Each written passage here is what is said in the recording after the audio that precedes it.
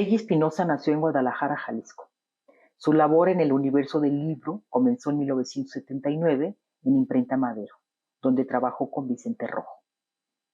Entre 1986 y 1995 diseñó varios títulos para el programa Libros del Rincón de la SEP. En 1990 funda Petra Ediciones, especializada en libros ilustrados para primeros lectores.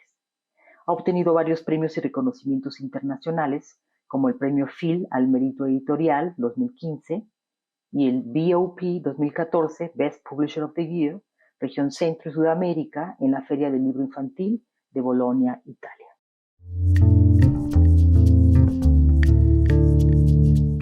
Bueno, recuerdo que realmente en mi familia no era una familia muy lectora ni donde hubiera libros.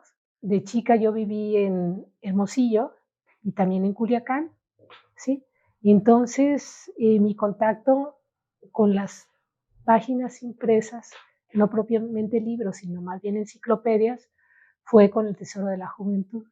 Entonces realmente mi curiosidad, bueno, que era insaciable, pues podía leer muchísimas cosas, desde relatos y cuentos tradicionales, como los que estaban ilustrados hermosamente, pues muchos por Doré, pero también otros temas que finalmente me gustaban, ¿no? O sea, como lugares desconocidos, como historias antiguas, o sea, que realmente nunca he sido una gran lectora de literatura. Y también me encantaban, que era lo que había, o sea, todos los domingos íbamos, bueno, mi hermana mayor y yo con mi papá, a un lugar donde vendían periódicos, ¿sí? Y bueno, de toda la República, en Culiacán, en el centro. Nos compraban una paleta, pero también ahí compraba algunos cuentos, bueno, no cuentos, sino eh, nosotros le decíamos cuentos de Editorial Novaro, como de La Pequeña Lulú, de Archie, y sí, también, ¿cómo se llama?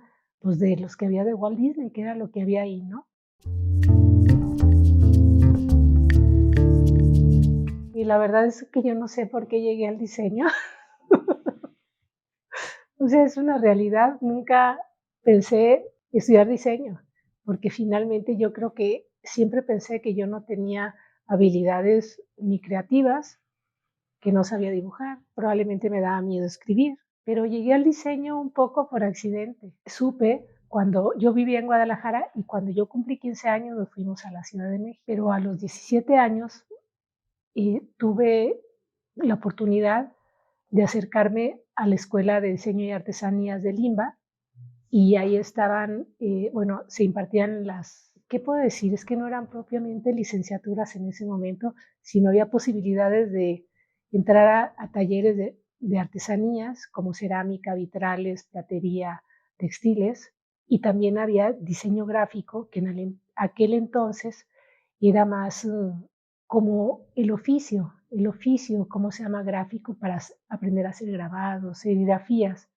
Todavía no era propiamente tan organizada como era artes gráficas, aunque ya se empezaba con la idea de diseño de muebles, diseño textil, diseño de objetos y diseño gráfico, pero la verdad es de que hasta que realmente yo entré a la carrera de diseño gráfico fue como la primera carrera como más organizada, ya como licenciatura y aprobada como licenciatura, ¿sí? Eh, yo pasé primero por el taller de cerámica y después al taller de textiles, ¿sí? Que fue maravilloso. Pero finalmente al siguiente año decidí entrar a la carrera de diseño gráfico.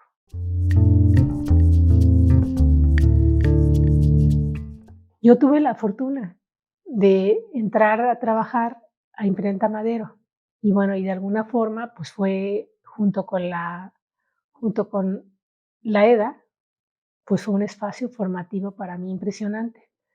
En Imprenta Madero, además de que por supuesto todo el mundo sabe, o la mayoría sabe, que ahí estaba, bueno, trabajando y hacía mucho de su obra gráfica, de diseño gráfico, Vicente Rojo, ¿sí?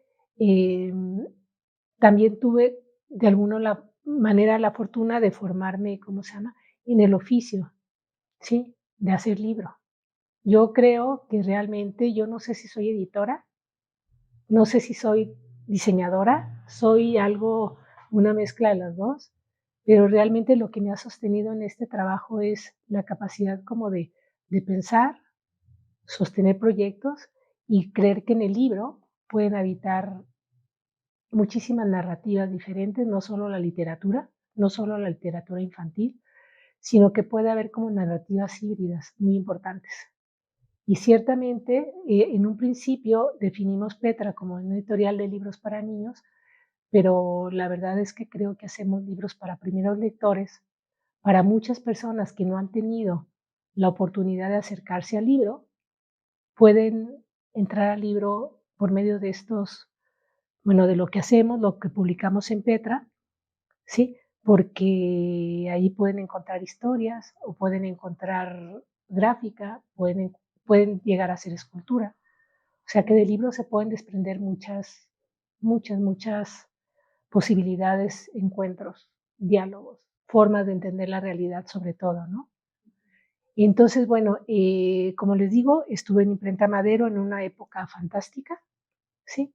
Finalmente, hasta después me di cuenta que abrevé en la época en la que yo llegué a la Ciudad de México, la época donde de alguna manera este movimiento cultural, que finalmente es la ruptura, digo, yo no fui actora de la ruptura, pero finalmente sí eh, viví ahí y como quien dice, mis inicios profesionales fueron ahí. Entonces, la fortuna que tuve de verdad de que hubiera una infraestructura, que se estuviera apoyando una infraestructura cultural en la Ciudad de México, con ese, pues, ruptura, ese modernismo, donde hubo posibilidad de que se hicieran proyectos extraordinarios urbanos, bueno, que se construyera el Museo de Arte Moderno, que hubiera de cuenta el metro en la Ciudad de México, o sea, que realmente se apoyara muchas cosas. Tuve la oportunidad de ir a exposiciones fantásticas, haz de cuenta, y cuando don Fernando Gamboa, el director del Museo de Arte Moderno, o sea, de verdad, haz de cuenta, ver a Lichínski, ver Kles, ver pintura mexicana, latinoamericana. Francamente, yo venía de Guadalajara, realmente no había ido a ningún museo. Para mí era así como muy impresionante ver tantos lenguajes, tantas imágenes, tanto pensamiento tan diferente, tan diverso en la Ciudad de México. Poder ir al CUEC, ¿no? Bueno, al Cineforo, y yo no entendía muchas cosas, pero ver Berman, ver todo lo que pude ver, realmente me nutrió, además, por supuesto, del oficio que pude, que pude aprender en Imprenta Madero y sobre todo con un gran maestro como Vicente y también otros colegas. La Imprenta Madero, en esa época que les hablo, desde un poco antes, fue, yo creo que muy importante también para el desarrollo de la cultura, ¿no? Desde que a mí no me tocó esa parte, bueno, ese tiempo donde Vicente se reunía con Monsiváis, con José Emilio Pacheco y con otras gentes a hacer el suplemento de México en la cultura, donde finalmente se pensaba lo que era la cultura, donde se hacían propuestas en diferentes áreas, la visión, y donde yo creo que a partir de ahí también se construyeron en aquel entonces algunas políticas culturales. A partir de ahí, ¿por qué? Porque en Imprenta Madero se hacían libros para la UNAM, para Bellas Artes, se hacían catálogos, Fondo de Cultura Económica también, y bueno, finalmente había clientes como CONACYT, el Colegio de México, ¿sí? Entonces, de verdad era bueno, se publicaban, haz de cuenta, hasta programas de teatro, entonces tener la oportunidad de ver gente y como Monsiváis, Poniatowska, Héctor Azar, ¿qué les quiero decir? Ya se me olvidaron un mundo de personas, o sea, de creadores, ¿sí? Pero en diferentes áreas, ¿sí? Fue fantástico. Entonces yo nada más veía y veía y veía. Trabajar también junto con Vicente y con Federico Álvarez, que es un gran editor, y la gente que pasó por filosofía y letras en la universidad sabrán a qué me refiero, ¿sí? Y de verdad fue una experiencia impresionante. Además de aprender de los diferentes compañeros de la imprenta y jefes de las diferentes áreas, fotolito, offset, tipografía, encuadernación, también estar con nosotros, yo no sé, pero yo sinceramente creo que estar en ciertos lugares, a veces, aunque no sepas, se abren campos de información que te enseñan y aprendes muchas cosas, más de lo que piensas que aprendes, ¿no? Cuando sabes observar y sabes escuchar y sabes ver. Y bueno, y para mí la imprenta Madero fue fundamental. Con Vicente, por supuesto, también tuve la fortuna de conocer, pues, otros colegas diseñadores, ¿no? Como Luis Almeida, Rafael López Castro, Germán Montalvo, Azul Morris, sí, Bernardo Recamier, que eran los que estaban cuando yo estuve. Luego llegaron otros también grandes diseñadores hasta ahora, ¿no? Entonces, la verdad, y no solo era eso, era porque cuando estás ahí no solo aprendías de diseño, no solo aprendías de el oficio de la imprenta, sino también escuchabas y veías otras cosas que creo que es lo que a mí me interesaba traer al libro. Algo que es muy importante, ¿sí? En en mis inicios, al menos en el diseño o el diseño editorial, ¿sí? Fue que mientras yo estudiaba en la EDA en 1973, ¿sí? Fue muy importante para mí lo que estaba pasando en México, en la Ciudad de México, en México, por supuesto, eh, haber tenido la oportunidad que aunque estaban en gestación, como todos los, ¿cómo se llaman?, planes de estudios y programas para el diseño, pero también se abría la posibilidad de ser autodidacta, ¿sí? Entonces yo estudiaba en la EDA, pero bueno, tuve una pareja, un compañero que para mí fue muy importante, que fue Eduardo Almeida, y él estudiaba diseño industrial. Probablemente por eso terminé estudiando diseño, ¿sí? Y bueno, y la verdad es que cuando yo estaba en la EDA, en las tardes y algunas veces los sábados iba a la Ibero, lo acompañaba y le ayudaba a hacer trabajos y por supuesto me interesaba qué era lo que leía, cómo se formulaba el aprendizaje del diseño en otros lugares, ¿sí? Conocí a algunos maestros también allá, ¿sí? Y yo creo que tuve ahí como una visión de lo que era la enseñanza del diseño en una universidad privada, pero también en una escuela de bellas artes, lo cual era diferente.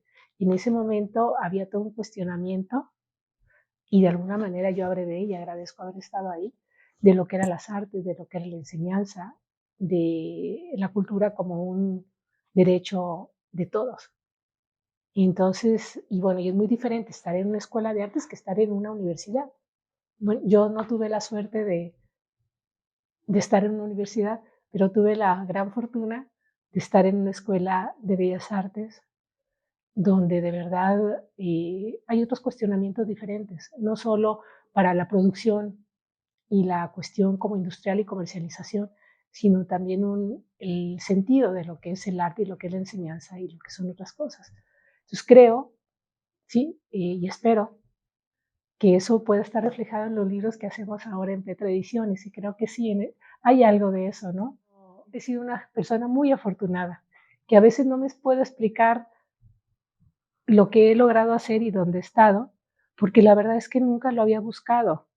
Han sido como encuentros afortunados, ¿sí?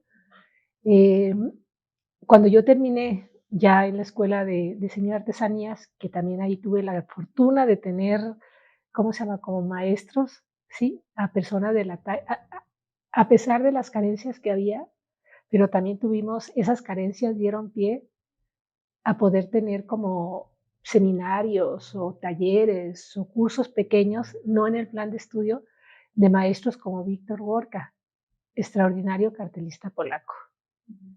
Félix Beltrán, también, bueno, alguien que se ha dedicado al diseño gráfico y a su enseñanza, ¿sí? Aprendí yo muchísimo con él a partir de la letrografía, que era, ¿cómo se llama? Como las clases que nos dio en la Escuela de Diseño y Artesanías. de Fernando Schulz, que era un diseñador cubano que había estado en Londres con Gibbon Siepe.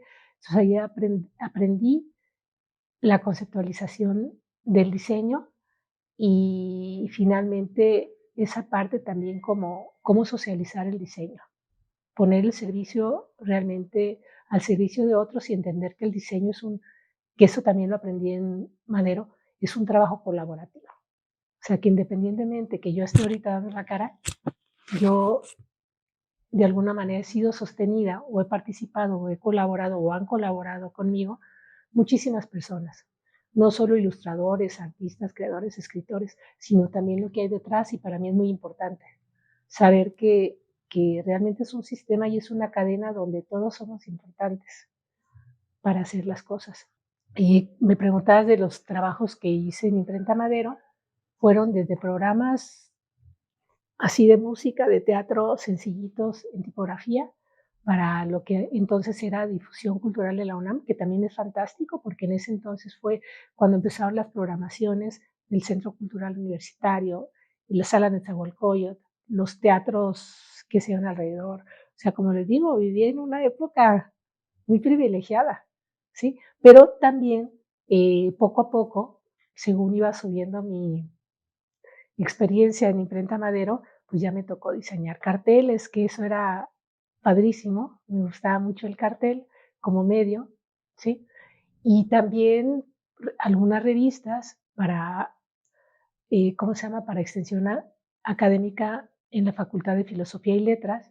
También ya me tocó diseñar libros para el Fondo de Cultura, eh, libros de fotografía de la colección Río de Luz, bueno, que coordinó Pablo Ortiz Monasterio. O sea que tuve oportunidad de conocer y de hacer pequeñas cosas, ¿sí? Que de alguna manera en base a esa memoria y honrando esas experiencias, trato de compartirlas también a través de los libros de Petra.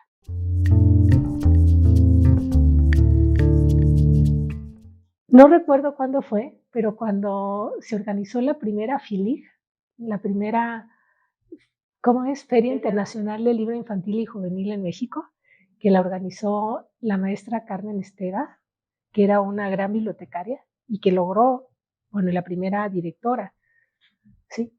Ella realmente, las FILIG ha sido importantísimo, yo creo, para al menos la Ciudad de México y para el libro infantil y juvenil.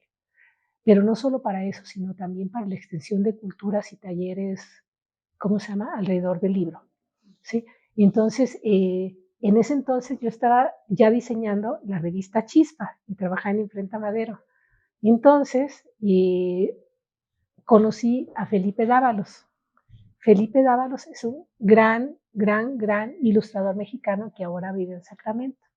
Él trabajó en National Geographic, trabajó con, ¿cómo se llama?, con esta Mariana Yampolsky Colibri. Bueno, él fue el que trabajando, ¿cómo se llama?, con National Geographic, ¿sí? Bueno, fue el primero que de alguna manera como que a partir de La Piedra del Sol, como que, bueno, hizo esta ilustración que es emblemática. Bueno, entonces conocí a Felipe Dávalos y yo fui a la FILIG, pero entonces, como él era un gran ilustrador, ¿sí?, lo invitaron a algunas actividades, aparte de, bueno, lo invitaron a actividades en FILIG, pero también los invitados, talleristas internacionales que fueron a FILIG, lo invitaban a que fuera con ellos, por ejemplo, a Cholula, ¿cómo se llama?, a Teotihuacán. Bueno, pues yo tuve la suerte también de ir ahí, entonces ahí conocí a Yela Mari, a Enzo Mari, o sea, que yo no sabía quiénes eran, pero me cautivaron sus libros, ¿sí? Y saber que, sobre todo que el mundo del libro para niños, yo no sé si de literatura infantil, del libro para niños, ¿sí?, podía tener muchos universos. Bueno, por ejemplo, les platico otra anécdota que es muy curiosa, no recuerdo el nombre ahorita, pero un ilustrador checoslovaco importantísimo fue invitado a la feria y bueno, se acabó ¿cómo se llama?, los viáticos de los días de la feria. Entonces dormía en el suelo de mi departamento y luego supe qué ilustrador era, ¿sí? Pero son cosas que les digo que, ¿por qué? ¿Quién sabe? ¿Sí? Entonces, de verdad, esas cosas, después cuando vi quién era Lidia Lamar, y por supuesto, yo veía y todavía no tenía la capacidad, porque acuérdense que aunque veas, no puedes ver lo que no conoces. Lo ves, pero lo ves. Entonces, de verdad, luego me doy cuenta de la cantidad de resonancias que tuvo esa primera feria, ¿sí? Porque ahí, por ejemplo, conocí, y debo de poner en la mesa, ediciones muy interesantes de libros que jamás me hubieran pensado que el libro infantil, si el libro para niños pudiera ver esas maravillas o esas narrativas. Claro que también conocí, por ejemplo, los libros de Caré, muy sencillos, pero muy interesantes, los libros de aquellos años. Yo dije, wow, sería fantástico hacer libros para niños, ¿sí? No de literatura, libros para niños, que puede también estar la literatura y por supuesto la palabra tiene que estar, pero hay otros géneros, hay otras narrativas que no solo es la literatura. ¿Sí? Pues de iniciación lectora, pero yo te diría de donde empiezas a entrar y compartir, haz de cuenta, pensamiento, cómo ven otros el mundo, cómo lo narran, pero también cómo lo plasman a partir de imágenes. Son otros sistemas diferentes, son otras formas de poner estos universos en el libro. ¿Cómo? De comunicarse, claro. Y bueno, y las visiones a partir de las historias, pero a partir de las imágenes, son muy diferentes. Es muy diferente lo que te va a decir una fotografía en blanco y negro, ¿sí? A lo que te va a decir una ilustración o a lo que te va a decir también una escultura o la obra de un artista gráfico. Se van haciendo otros tejidos. Entonces, la verdad es que, y cuando vas aprendiendo a mirar, aprende, aprendes a mirar el mundo, pero empiezas como el libro, tú te detienes donde necesitas y puedes regresar muchas veces, puedes acercarte, puedes ir como los niños, que les des un libro y quieren otra vez y otra vez y otra vez y otra vez, y cada vez que vuelves a esa imagen, a ese libro, a esa parte, vas descubriendo más cosas de ti, o sea, y del mundo. O sea, esa relación, ¿sí? Tú, el libro, el exterior, y no sé, vas aprendiendo a mirar, o sea, no a ver, ves, miras y observas. Y luego eso te lleva a comunicarte y a tratar de establecer diálogos. Y decir, claro, tiene sentido, ya me cayó el 20. Por eso hago libros, porque pensaba que más allá de los libros de literatura, hay otros libros que también tienen cabida y tienen sentido, no son más importantes, pero son parte de su universo de los libros. Y creo que el libro, eso sí, lo que aprendí en Madero era que debe tener, ¿cómo se llama? Como una calidad, lo mejor hecho posible. A veces no tienes las posibilidades de tener los mejores papeles o las mejores imprentas, pero no importa, siempre y cuando tenga una presencia que se sostiene. A veces, claro, me gustaría tener más recursos para hacer, ¿cómo te diré? Imprimir mejores papeles o mejores imprentas. Lo que pasa es que te sacaría de mercado, o sea, serían incosteables. Y a mí lo que me interesa es que realmente muchos, no puedo decir todos, porque también eso es, ¿cómo se llama? Complicado, que los libros lleguen a muchos. Y creo que han llegado, ¿eh? O sea, a partir de los programas, haz de cuenta de Libros del Rincón, bibliotecas escolares, de aula, coediciones que hemos logrado con Conaculta, sí, ciertamente han llegado a muchos niños, mucho más, y a muchas generaciones, ¿eh? Porque el otro día, bueno, cuando fui a la bodega por los libros, un chavo bodeguero me dice, señora, este libro yo lo leí y tiene 22 años. Le dije, claro. Y otro de 30 me dice, y yo leí esto. Le dije, claro. Bueno, es una maravilla y realmente a mí, por lo que empecé a trabajar mucho con bueno, con el programa de libros de Rincón, aparte de que, bueno, nuestros libros eran pertinentes, era precisamente, yo decía, yo nunca tuve para Petra un plan de negocios o un plan, ¿cómo se llama? Empresarial, aunque me doy cuenta que soy empresaria. Cuando mi contador me decía, ¿me puede decir su programa financiero de este año? ¿Cómo se llama? Y yo decía, ni me preguntes, es que, ¿qué va a hacer, señora? Es que tiene estos gastos, ni quiero saber qué gastos. Hasta el momento que yo llegue sin deudas y que pueda pagar, los servicios y los sueldos de las personas que están hasta ahí. Pero no me preguntes porque me muero del terror, porque no sé cómo vamos a hacer para llegar a fin de mes, déjate de año. Y sin embargo, ya tenemos, ¿qué? De 90 ahorita, no sé, 33 años. Y la verdad es que aquí estamos, con muchos logros. No nos hemos vuelto ricos, pero hemos vivido con mucha dignidad y nos hemos divertido mucho.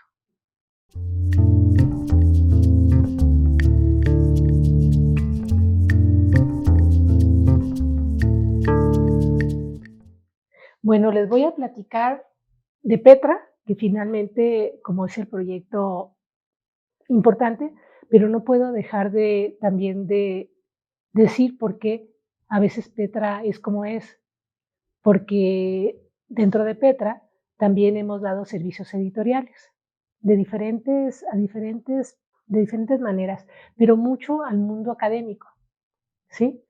Entonces, a partir de la academia y de trabajar también con algunos, pues que ahora son amigos en la academia, también aprendí otras partes de la realidad y de la investigación que me parecía interesante traer a de cuenta los libros infantiles. Entonces, por un lado, en Imprenta Madero vi como este mundo de la cultura, ¿sí? Haz de cuenta, conocí o vi, no sé si se puede decir conocí, escritores, gente de teatro, ¿cómo se llama? Artistas gráficos, fotógrafos, escultores, ¿sí? También gestores culturales, porque también fueron muy importantes, creo. Pero también, y veía posibilidades para hacer cosas. Pero también, ¿cómo se llama? Cuando me vengo a Guadalajara, a vivir a Guadalajara, y empiezo a trabajar con gente, sobre todo de medioambientales y algunas personas, pues también de ciencias sociales o de comunicación. Entonces, abro como mi perspectiva y sabía que el libro es una delicia, tanto en el ámbito académico como también en el ámbito de la divulgación de la ciencia. Bueno, en Madero trabajé con Luis Estrada, que finalmente es quien da origen al proyecto del Museo de Universo. O sea, a mí la ciencia y la divulgación de la ciencia me parece muy importante, ¿sí? Entonces, como que todo eso es lo que va formando y dando pie a Petra, ¿sí? Entonces, bueno, he tenido la fortuna de trabajar o de diseñar revistas, por ejemplo, como esta, la primera revista de género en Guadalajara, de la universidad, que se llama La Ventana, ¿sí? También, haz de cuenta, trabajar libros de alguna manera multiculturales, que era como se decía en aquel momento.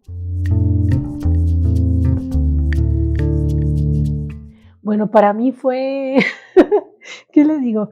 Bueno, en ese momento fue complicado. O sea, cuando yo estuve trabajando en Imprenta Madero, claro, había todo ¿cómo se llama? Como una infraestructura tecnológica, que es muy importante, ¿sí? En ese tiempo, donde la fotocomposición, digo, ya se había pasado de las maquinitas de IBM de la bolita, no recuerdo cómo se llamaba ese de las Composer, a la fotocomposición. Y claro, había una en Madero, ¿cómo se llama? En Magnetipo, había un computador, un maquinón, haz de cuenta, con aire acondicionado en el fondo, y había, haz de cuenta, unas mujeres maravillosas, porque todas hacían muñecas todo el tiempo, tecleando, capturando, pero aparte corrigiendo, sí, ahí. Luego había una serie de, ¿cómo se llama? Respiradores, donde estaban los chavos formadores. Entonces salía de cuenta, tenían la galera de cuenta de fotocomisión que tú marcabas, salía, una fotocopia se iba a corrección, otra fotocopia se iba contigo, con tijera y diurex, diagramabas y maquetabas, mandabas la maqueta de cuenta a los chavos que trabajaban con cúter y con cera, ¿sí? Y ya de cuenta, y hacían de cuenta esto. Pero claro, para entonces lo que era ¿cómo les puedo decir? La tipografía de estas, bueno, fotocomponedoras están muy bien diseñadas, o sea, los kemis, trackings, bueno, claro, interlínea y eso no tiene problema, ¿no? Pero de verdad se leía bien, no tenían callejones, estaba muy bien. Pero el momento, ¿cómo se llama? Que yo ya me vengo a Guadalajara, adolecí un poco de esa infraestructura maravillosas de empresas de servicios tipográficos de calidad, no solo en la tipografía, pero también en la revisión de originales, ¿cómo se llama? Corrección, cosas que aquí yo sufrí un poco al principio. Y entonces, en 92, yo me regresé de México en 87 a Guadalajara, y fue cuando seguía diseñando algunos libros y portadas del programa de Libro Rincón, pero la verdad es que no tenía mucho trabajo. Y no les cuento mi viacrucis para empezar a trabajar aquí. Mejor eso lo dejamos para otro momento. En 90 finalmente empezamos con Petra, aunque un poquito antes fue, pero oficialmente con acta constitutiva, como quien dice antes, se estuvo gestando, pero se pare formalmente en febrero de 1990. Entonces, eh, cuando empezamos a trabajar, todavía trabajábamos un poquito entre fotocomposición, pero también compramos una Mac.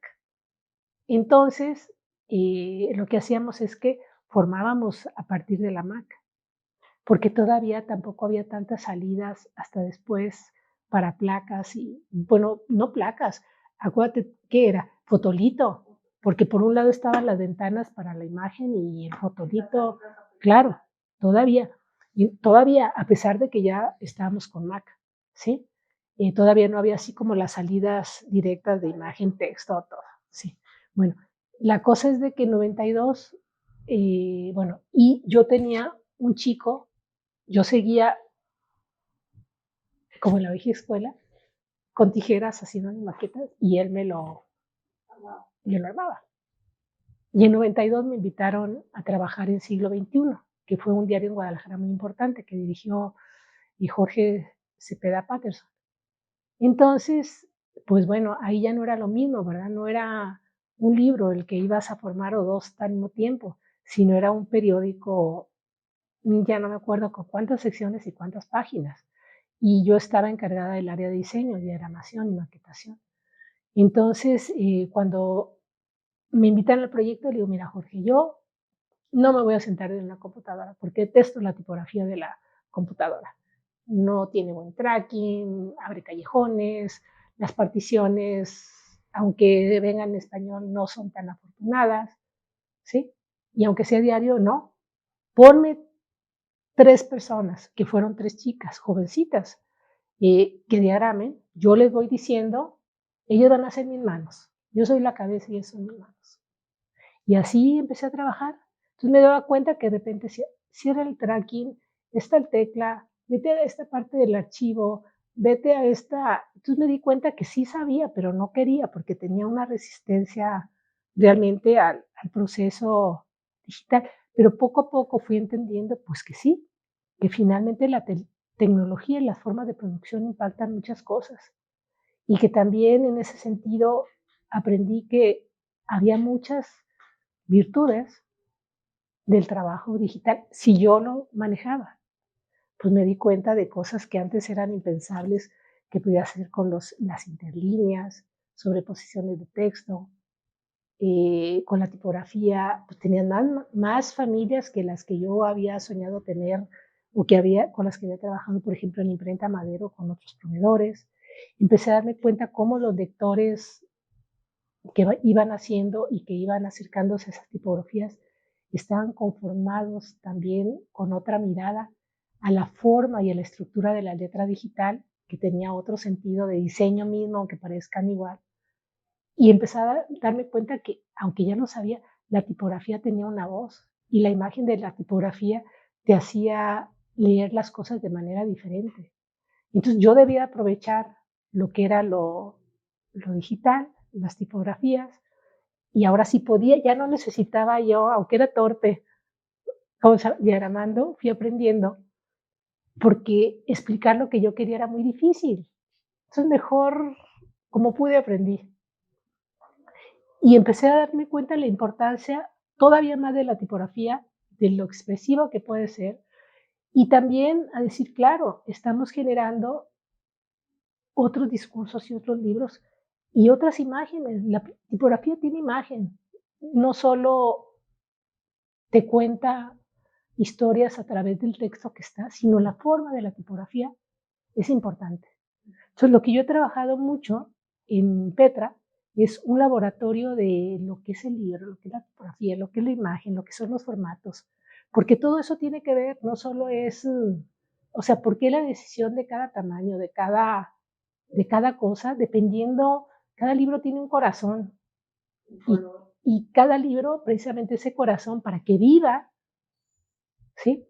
Se necesita como ese trabajo y finalmente lo vas a agarrar, vas a estar a cierta distancia, te lo vas a alejar o acercar y te lo apropias de manera muy diferente si es este formato, así es este formato, si ahorita no hablemos de los contenidos, o si es este formato, si es cuadrado, si es vertical, si está pesado, si es ligero, todo eso te va dando pistas para que lo leas y te acerques de diferente. Es como si te programaras, ¿qué voy a leer? Y a partir de ahí, lees muy diferente. Y ese cuerpo del libro, pues finalmente sostiene el alma y el discurso. Y lo que escribieron los escritores o lo que plantearon los que idearon las imágenes. Eso es el libro. El libro es mucho más que solo, ¿cómo se llama? Un contenedor de historias. O sea, ese cuerpo, así como nosotros, tu cuerpo te hace moverte en el mundo y te hace presente en este mundo sensible.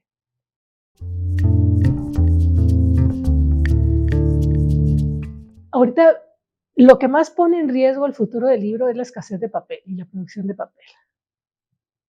Y también finalmente porque hay toda una tendencia de, ahí sí, perdónenme, me regreso a mis orígenes en la Escuela de Diseño de Artesanías y pienso que de verdad de cuenta las plataformas digitales, la distribución del libro digital, se está convirtiendo en un monopolio donde luego nos van a decir qué contenido sí, qué contenido no.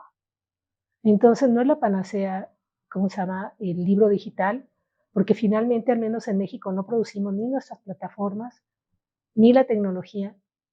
Es importante, entiendo esas políticas de que vamos a hacer los libros digitales porque entonces todo el mundo lo va a leer. Pero ¿qué libros son los que se van a sostener? ¿Cuáles contenidos? Para mí el libro y el contenido no puedo separarlo. ¿Qué contenidos son los que se van a divulgar? ¿De qué forma? ¿Sí? Ya no vamos a poder dar de cuenta, y ahorita les voy a decir, yo sí creo, a mí no me gusta, por decir algo, o no he hecho libros digitales de algunos de nuestros libros, porque creo que la mayoría de nuestros libros no son para digitales y para que si no lees bien, pongas tu Kindle en 14 puntos, ¿sí me explico? No, perdóname, porque el tamaño de la tipografía y la disposición de la tipografía y la cantidad de líneas que hay en una página tienen un sentido. O sea, yo sé que de alguna manera la extensión de una línea y lo que realmente puedes recordar es, respiras y es la extensión de la línea normal cuando eres un lector medio.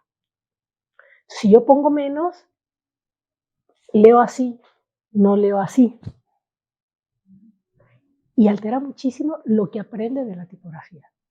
Está comprobado que lo que lees en digital lo olvidas más rápido que lo que tienes, que lo que lees en un libro. O sea, la cuestión, ¿cómo se dice? Neurológica, o sea, como el cerebro percibe diferente en una pantalla, la que sea, un móvil, una tablet, una computadora, a lo que es el libro todavía. Porque finalmente, ¿cuánto tiempo de la evolución tomó leer libros?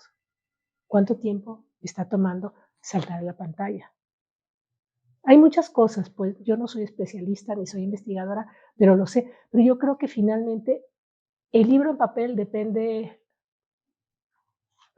¿cómo se llama?, de la producción, y a veces yo creo que es la producción, pero también creo que hay cosas detrás. Pero yo creo que el libro va a seguir finalmente el libro. Digo, hay otras cosas que son materiales audiovisuales o interactivos, que esos son otros medios. No confundamos la interactividad de los dispositivos digitales al libro. Que todo decimos que es libro, bueno, no lo sé. A lo mejor tendríamos que, así como una revista tiene un sentido y un libro tiene un sentido y un catálogo también, claro, en una película puedes tener contenidos en un documental, pero no tiene por qué ser libro.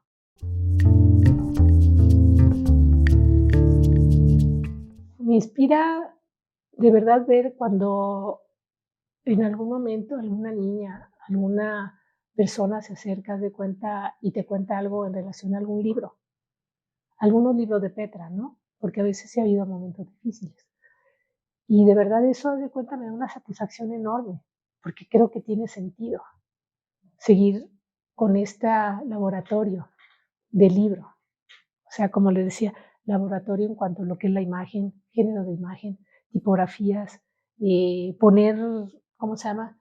Y hacer posible, haz de cuenta, como reflexiones complejas, como, como esta de aquí, o poner, haz de cuenta, en páginas, ¿no?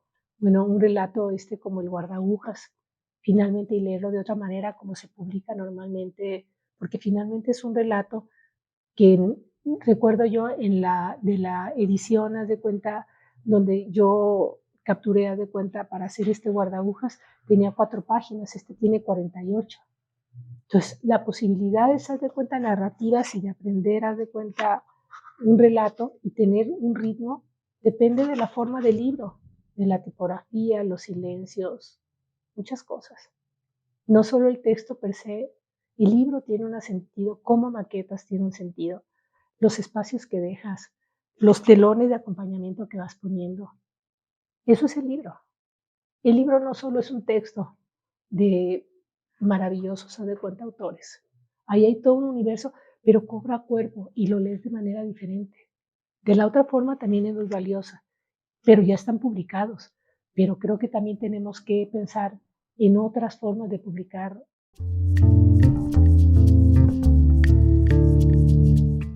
que sean curiosas, que sigan siendo inquietas, que vivan la vida, que vean lo que tienen alrededor, que también vayan a museos, que vayan al cine, que vivan, que vean a los otros, que no piense, o que no pensemos que porque como somos creadoras somos especiales, somos iguales a cualquiera. Probablemente sí, pero también sé que, ¿no? Que vemos muchas mujeres que estamos haciendo nuestras cosas, a lo mejor pequeñas, pero la resonancia también es grande, ¿no? No todo por ser público es mejor o más valioso. O sea, hay resonancias en lo cotidiano, en el quehacer al menos de diseño, que ahí estamos, pero también creo que vale la pena que a veces podamos compartir, más que por ser visibles, que podamos compartir ciertas experiencias o ciertas, ¿cómo te diré?, logros, pero también las dificultades en las que nos hemos, ¿cómo se llama?, enfrentado. Creo que de alguna manera el trabajo colaborativo es muy importante, de hombres y mujeres, mujeres con mujeres y mujeres con hombres. Yo creo que más bien lo que necesitamos es esa cultura de, ¿cómo se llama?, del acompañamiento, de la colaboración, ¿sí? De ser colegas, de trabajo en equipo. Yo creo que eso para mí es muy importante, ¿no? Y bueno, y les quiero decir que mucho de lo que hemos hecho en Petra es por esas redes que hemos podido hacer. Digo, aquí y también fuera. Por supuesto, haz de cuenta con la gente que ha confiado, pues sí, o sea, y bueno, proyectos como este del volcán, que para mí es muy significativo con Vicente, el escenario múltiple, con Manuel, animales en el agua de papel, en el aire, tortugas, sí, la cajamaga, en las maravillas del país de Alicia, este otro, haz de cuenta, de Orozco, sí, donde finalmente hay ensayos sobre lo que es el arte y formas de ver y plasmar y la forma, la importancia de la forma, muy importantes, ¿sí? O sea, por ejemplo, para irme con orden, con Diana Andreavis, una amiga de cuenta y que también tenemos varios libros, ¿cómo se llama? Que ella es francesa, pero finalmente para mí me encantó la forma, o sea, de este libro y también el texto de Elizabeth Foch, de lo que es la piedra del sol, que a lo mejor no te dice mucho, pero te inquieta para seguir investigando y viendo por qué esos 20 símbolos. O sea, cómo puede tener cómo una cosmogonía se puede representar a partir de 20 símbolos. Entonces, cuando lees, probablemente te acerques y vas a encontrar por qué el mono, Porque el mono en movimiento es creatividad, porque el agua, porque el aire, ¿sí? Son pistas. Un libro nunca te va a resolver todo, que puede ser un microuniverso, ¿no? Lo fantástico es cuando empiezas a hacer asociaciones, cuando empiezas a ver otras cosas, cuando ves otras miradas. Para mí es fantástico y por eso terminamos con esto. O sea, cómo se representaba aquí aire y cómo puede representarse por viento, o cómo se puede representar Cali, o cómo se puede representar, sí, hay miles de formas de representación y lo importante es saber que todas son válidas, pero cada forma tiene un bagaje detrás que te hace sentir diferentes emociones, que te hace asociar con diferentes cosas, aunque sea la misma.